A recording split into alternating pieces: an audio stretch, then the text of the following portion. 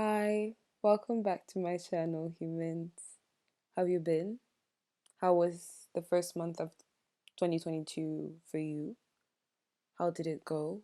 Mine was pretty intense emotionally, and you can maybe notice that in my voice that it's actually very late at night. You can't really notice it looking at the room because, of course, it's a 3G room. I don't want it to change honestly.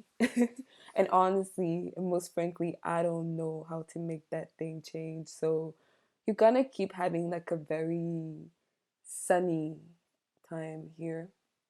Hopefully, we will be changing locations. Tell me if you want me to change locations from time to time, because it would be funny.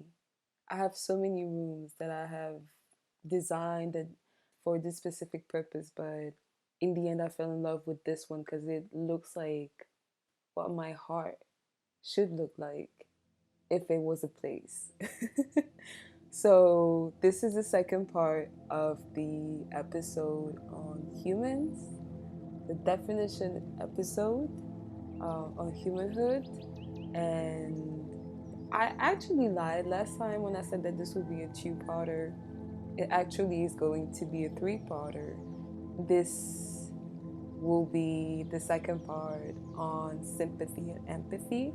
The third part, I think I would tell you more about that at the end of the video. So, in the last episode, I clarified what is a human being.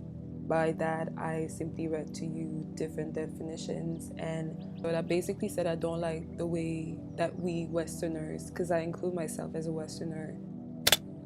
So, what is a Westerner? A Westerner is basically, when I say Westerner, I say anyone, I'm talking about anyone who lives in the Western world, but also adheres to the lifestyle of a Westerner.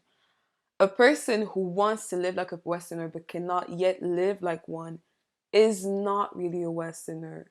They are sometimes seen as migrants. That's how people describe them here. But even though they don't have that lifestyle, they're still giving life to the lifestyle of a Westerner because then they want to consume the same things Westerners consume, the same products as well. They want to have the same possessions, they want to do the same things, and so are giving economical power to those very specific companies and industries we often hold accountable when it comes to global change and complete dissociation of the human genre from itself. Um, One very basic example I would like to give would be beauty products and bleaching creams. Um, Not only that, wigs and all things that have all been based and created to nourish the self-hatred that came from trauma, that came from colonization, came from slavery, came from genocide, came from just being belittled and dehumanized, especially as a black person, especially as black people. But that is another question. That is another definition that I would like to get into in the future. And I hope that you guys will stick with me and to hear it. I hope you guys will stick with me for that as well. But we most commonly use the word humans, and some of it's synonymous because it is often used in broad statements such as I don't trust humans, I lost faith in humanity, all that to really refer to one specific part of humanity, and that is Westerners themselves.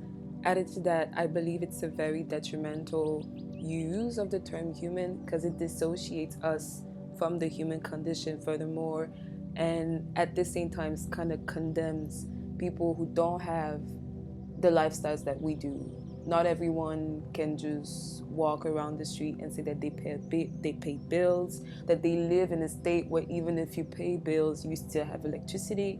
Some people live in countries where no matter if you pay the bills or not, you might not get electricity or water for days, for weeks, sometimes for months. Added to that, um, many regions of the world today are being impacted by global change, war, colonization, still to this day. And for us to refer to humans as just like a bad entity, I believe is like generalizing the whole colonial machine and thinking that and making it as if it was everybody's endeavor to be a colonizer, which is not the case. Most of the world had been reduced to a colonial lifestyle because we were forced to, and we had trauma. I personally don't think it's my place to come and tell you guys about all the trauma we went through because I sincerely believe that we all know about it by now, even though it has been glamorized through media and Hollywood movies. We all know what happened, or part of it at least, like the emerged part of the iceberg. The trauma that we really are going through right now is that we normalized abuse and made it our lifestyle. But that abuse first was forced on us by colonizers or army forces that came for colonization. So that's the trauma I'm talking about. So, because people are now using the word empath as if it was something that was out of the ordinary, categorizing themselves as such, thinking that it makes them special, even though in the end it's really a virtue signaling sometimes. And I would like us to look at those two definitions, that is empathy and sympathy, because I believe that they are crucial in the human experience, if not in the animal experience generally. So let's look at the definition of empathy first. The action of understanding, being aware of, being sensitive to, and vicariously experiencing the feelings, thoughts, and experience of another, of either the past or present, without having the feelings, thoughts, and experiences fully communicated in an objectively specific manner. So basically, it's the ability to project emotions.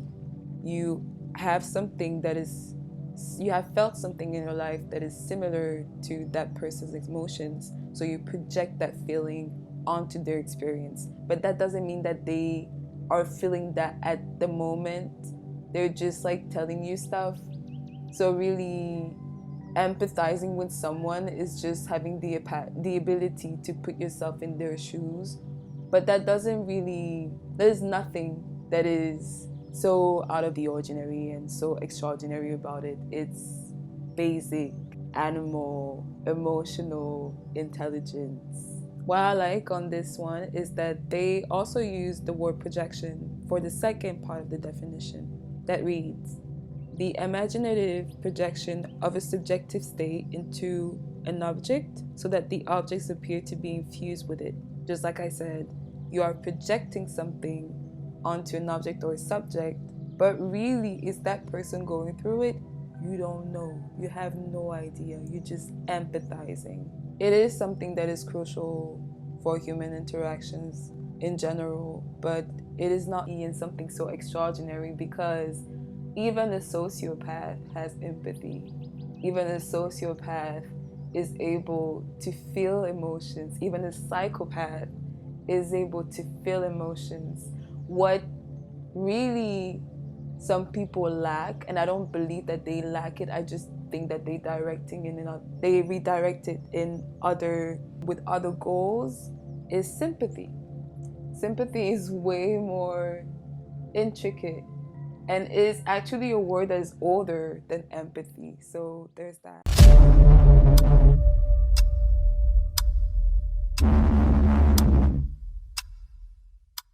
Something else that I find very interesting is how they also talk about compassion.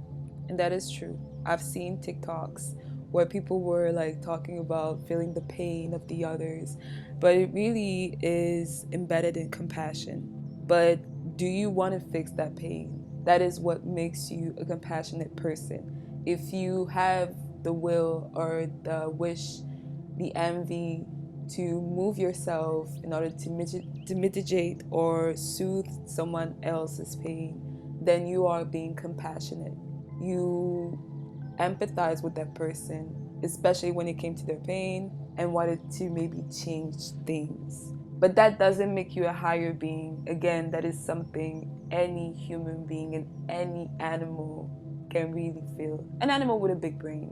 When it comes to sympathy, what is sympathy? The first definition that we can read is the feeling that you care about and are sorry about someone else's trouble, grief, misfortune. A sympathetic feeling. An affinity, association, relationship between persons or things wherein whatever affects one similarly affects the other. Mutual or parallel sensibility or a condition brought by it. So in order to differentiate the two, sympathy and empathy, you can see that sympathy has to do with a relationship and has to do with, if I may say, loyalty. So you know someone, you interact with them, you share common interests in certain subjects, and you find the person in some kind of distress or in need for help, and what you do from that sympathetic feeling is that you try to help them and make them grow, make them pursue their goals. It's not like selfless by definition, because in the end you're still getting something out of it. You're learning about that common interest that you have, but it stays an action that you do for the other.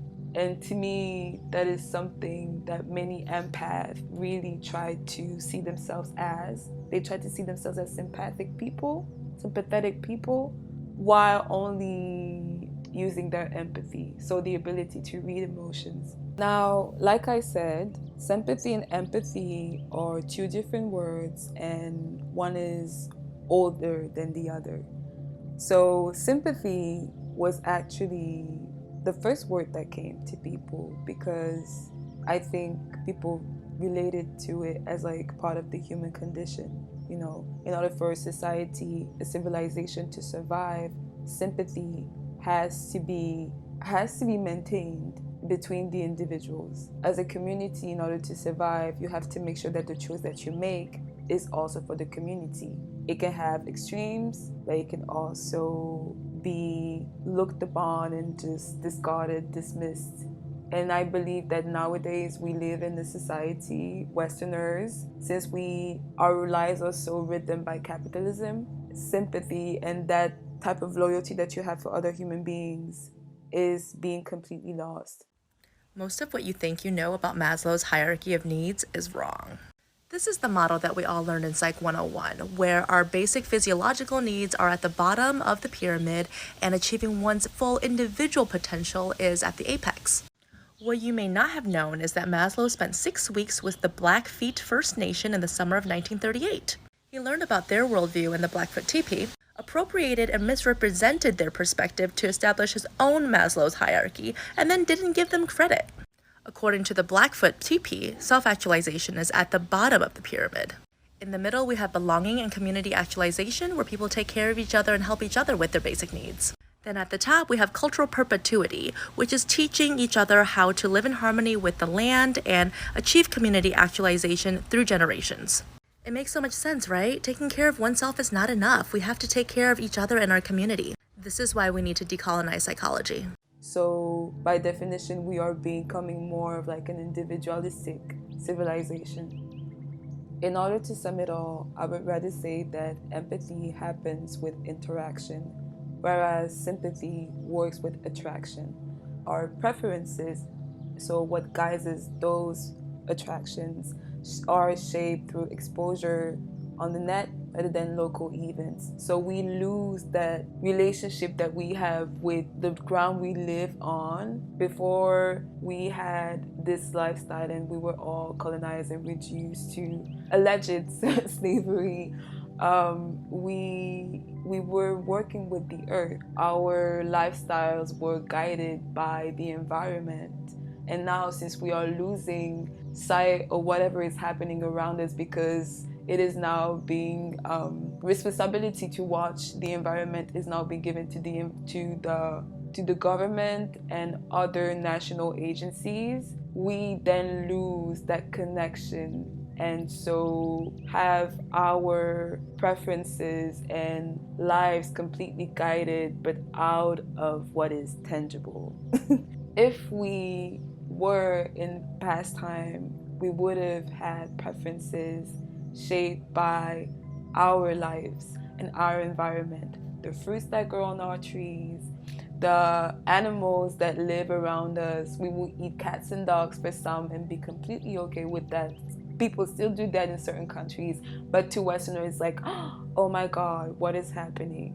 Anyways, this is why I have the urge to eat a caprese salad, a caprese salad every 2 days for 5 months, even though tomatoes don't grow where I live, especially not in December. Often the stimulus we're being exposed to, or we are exposing ourselves to, agglomerate into global trends. Again, it is a biased concept, I believe, because they're not that global. They're really attainable to people who share the lifestyle that I was talking about, the Westerner lifestyle, and who have the economical power to afford those trends. Those trends now forge what we call today mainstream culture. One parenthesis that I would like to make, since everybody likes to use that word, narcissism, etc. First of all, it's not a disorder, and I'll say that again in the future. And second of all, they do have empathy and they know how to use sympathy, but they weaponize it for the power. Narcissistic people know about emotions. They are very intelligent people, so please get this out of your head that they are like heartless people, monsters. They have hearts, they're just very traumatized, and we are more and more shaping our culture through that lens, in my opinion.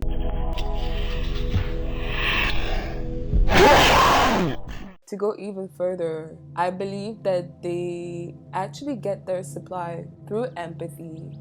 Because when they are inflicting certain pains or abuse, the satisfaction that they get is through emotions. They see you crumble and they appreciate that because empathy. So they have no sympathy for you, but they sure have empathy for you as well. They just use it in a twisted way. That being said, I want to tell you guys that this is the third part, or I want it to be the third part of the episode on humanhood, narcissism, cluster B, and antisocial behaviors, because they are so interesting to me that they, I believe, require their own video. So I will be talking about that in the next episode, and I hope that you enjoy it as well. For the last part of this video, I would want us to discuss the word Ubuntu and its meaning. Ubuntu is a Zulu word, roughly translates to I am because we are, and usually used to refer to humanity. The philosophy of Ubuntu highlights the importance of compassion, sympathy in our humanhood, as it is the ability for us to feel for others and relate to others and the story that makes them. I believe also that Ubuntu doesn't really bring the notion of binary good and bad, but shows humans that in order to be categorized as such, need to relate to one another. To be clear, what I mean is that I don't think that the word Ubuntu places itself on a gradient where like good and bad, the two major factors. It's really about what is human, the story that makes you, and shows that if you want to be categorized as human, you have to relate to each other first and foremost. So empathy, sympathy, compassion are all ways to relate to one another, but there is also action that takes place after that, life. One example that I would like us to take is around violence and BDSM. Although the stigma around it is very detrimental to our community, we cannot deny the fact that BDSM has been used as an umbrella by people who want to inflict abuse on others. So I don't believe that BDSM is inherently abusive. I believe it's like completely the opposite. It's based on consent and trust. You don't need to know and build like romantic relationships with someone you practice BDSM with, but you have to make sure that you trust them and that you fully consent to what you're about to do. a dominatrix or a dom in general usually is the one that has less power over the submissive, because you're just inflicting on them what they agreed you to do. Like, they made a list, gave you a list of their kinks, stuff that they will be consenting to for the day, and you do it for them. So you're pleasing them. It's an action of pleasing, even though it is through violence. However, some people are using they're using the word kink to very much hide the hatred they have for other human beings. You can see that when you look at how misogynistic it can be. You can also see many issues that are happening in the community where you hear stories of abuse, just completely traumatizing events that could definitely ruin someone's life and trust in other people. So again, cutting you from humanity. Because of your trauma, you cannot relate to another person anymore because you fear them.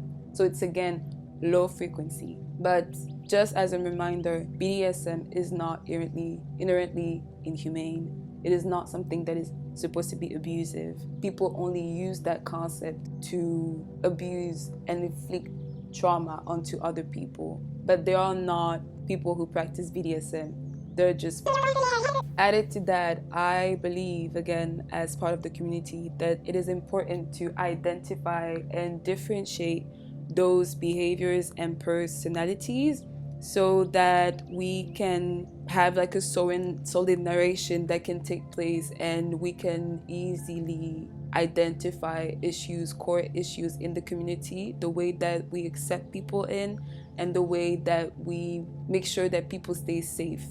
I believe, as part of this community, we cannot stay unbothered by the things that are done under our name, but we also need to empathize with those people so that we can identify them and not only ostracize them or cancel them, but address them for who they are, and make sure that people are also very much aware of the spaces they enter and the people that they have relationships with. So this concludes my video. I hope that it was short enough for you and also clear enough. Sympathy has to do with relationship and attraction, whereas empathy has to do with simple interaction and reading the room. It is not something that is so out of this world and so out of the ordinary for someone to be empathic. It is actually something that is inherent to animal nature. One thing that I would like to recommend is this channel.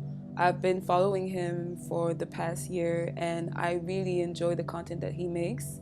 One video that he made about killer whales is how they see themselves through us, because they also have cultures, they also have languages, they also have hierarchies. They pretty much are a full-blown society underwater, but we don't look at them as similar to us because we see them as bullies and murderers. But guess what? Any animal has the ability to kill. Any animal has killed. You killed a mosquito during the summer, you are someone who killed. I think the most impressive part comes from the fact that they kill very large animals, but really if you look at their scale, they're huge. Anyways, that was my parenthesis. I think that you guys should check it out. There are also a few sources and recommendations that I've put under the video. I will be discussing in the last part of this episode on humanhood. I will be discussing antisocial behavior, so cluster B, psychopathy, sociopathy, and everything that comes with it, because I believe that it is being antagonized and feared but not really studied. So yeah, and it's also very much part of the human experience, because those specific personality traits and personality styles, disorders for some, are caused by trauma, whether it is excessive or not. It is just the way that those people found way to survive, and empathizing with that, I believe, also is a way for us to grow as a civilization and as a race. So thank you guys for paying attention again. Make sure that you follow and like and share with your friends and family. Make sure that you also comment, start discussions underneath if you feel comfortable enough. If there are notions that I discussed that you would like to maybe discuss more and share your opinion on, you're free to do that. And to make sure that you tell me and that I know that you watched the video till the end, please use this emoji. So thank you guys again, and see you next time.